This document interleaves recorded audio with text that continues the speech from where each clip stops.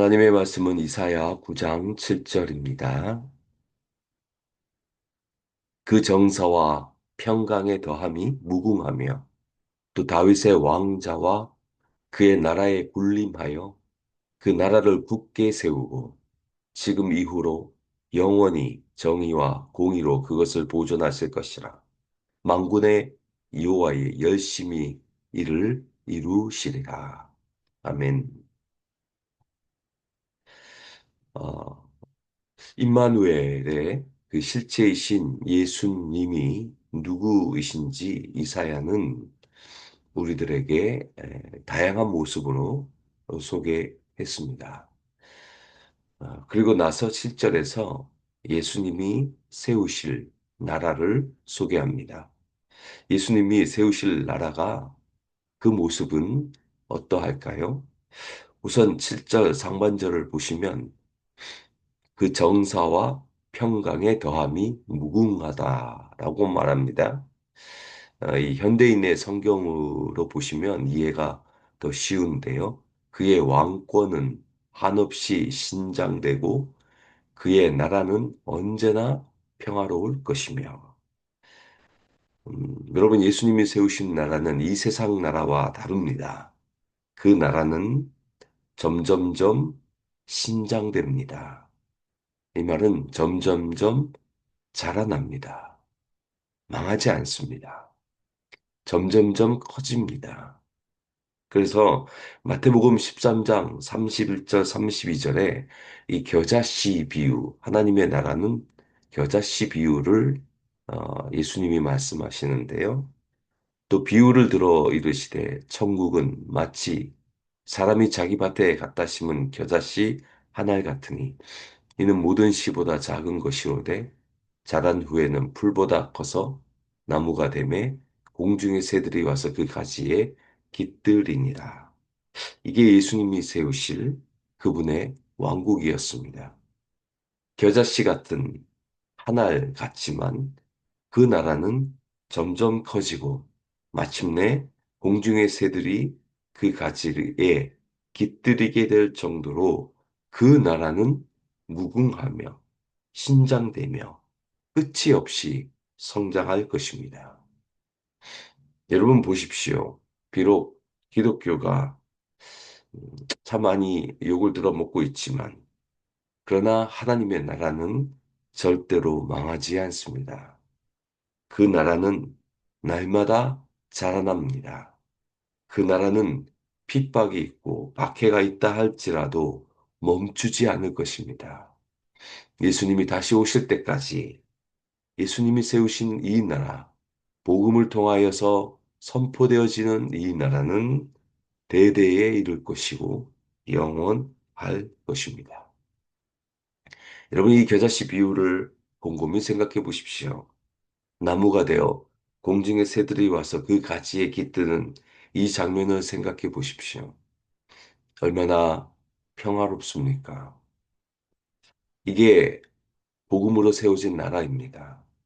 복음은 우리에게 평화를 가져다 줍니다. 진짜 복음은 우리를 자유롭게 합니다. 진짜 복음은 우리에게 기쁨을 가져다 줍니다. 평강의 복음이 우리에게 임하게 되어 있습니다. 그래서 이 복음으로 말미암아 참된 안식을 누리게 될 줄로 믿습니다. 수고하고 무거운 짐진 자들아 다 내게로 오라 내가 너희를 쉬게 하리라. 이게 하나님이 원하시는 예수님이 세우기를 원하시는 그 하나님의 나라였습니다. 여러분, 이 세상 나라를 생각해 보십시오. 이 세상 나라는 흥망성쇠를 반복합니다. 그러나 복음으로 세워지는 예수님의 나라는 망하지 않습니다. 폭력과 힘으로 세워지는 세상 나라는 망하고 무너집니다. 그러나 평화로 세워지는 예수님의 나라는 끝까지 갑니다. 이 나라가 늘 여러분의 신명 가운데 풍성하게 임하시기를 바랍니다. 하늘의 뜻이 이 땅 가운데서도 이루어지는 이 하나님의 나라를 언제나 맛보며 살아가시기를 원합니다. 여러분 마음 가운데 복음으로 인하여 세워진 그 평강과 안식이 온전히 누리며 살아가시는 저와 여러분 되시기를 바랍니다. 7절 계속 봅니다. 현대인의 성경으로 소개합니다.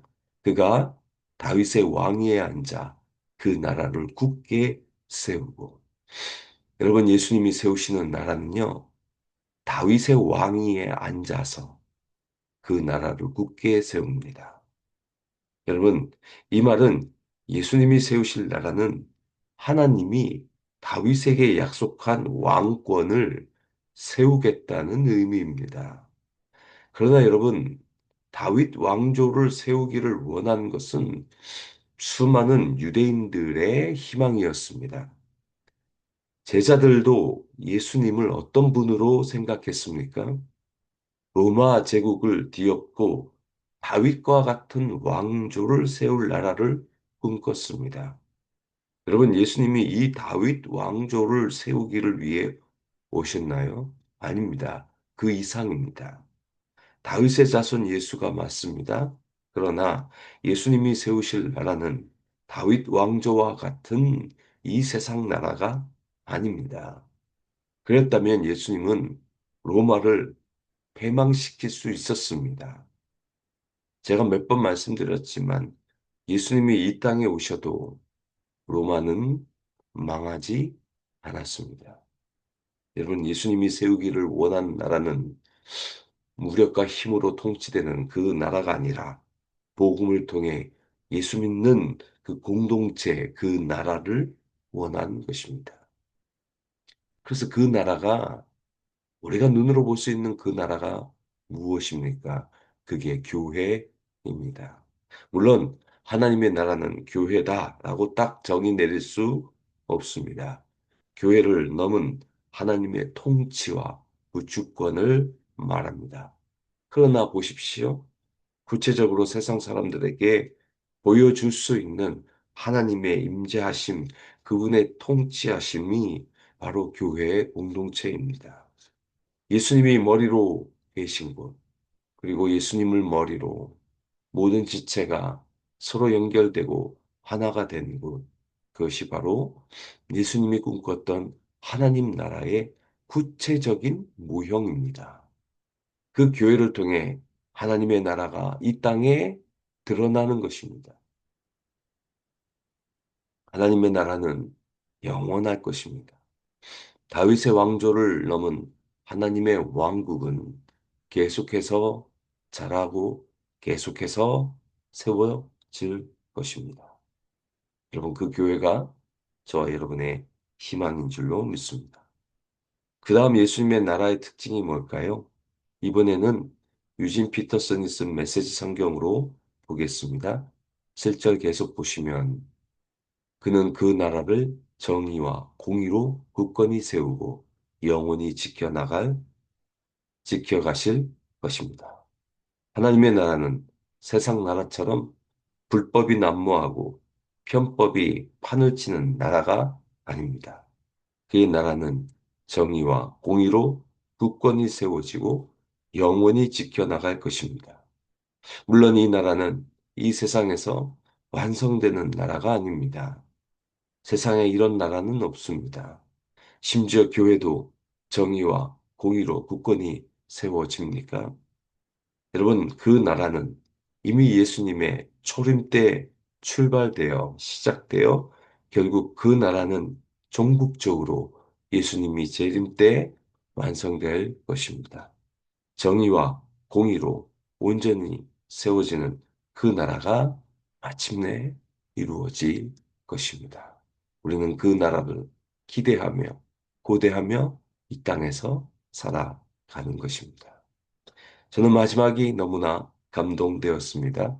7절 하반절 보시면 만군의 여호와의 열심히 이를 이루신 여호와의 열심, 이런 단어만 봐도 저는 가슴이 설렙니다.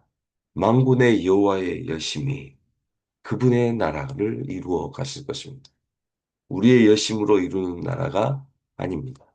하나님의 열심으로 그 하나님의 열정이 하나님의 나라를 이루어 가실 것입니다. 예수님을 이 땅에 보내신 분도 하나님이시여 그분을 다시 오시게 할 분도 하나님이십니다. 하나님의 열정과 우리 인간을 향한 그분의 끝없는 사랑이 여러분 이 표현에서 느껴지셔야 합니다. 하나님의 열심만이 그 나라를 이루어 가실 것입니다. 하나님의 나라만이 영원합니다. 하나님의 나라가 오늘도 저와 여러분의 심령 가운데 임하시고 그 나라를 꿈꾸며 마침내 이루실 그 나라를 바라보며 오늘 하루도 힘있게 살아가시는 저와 여러분 되시기를 주님의 이름으로 축원드립니다.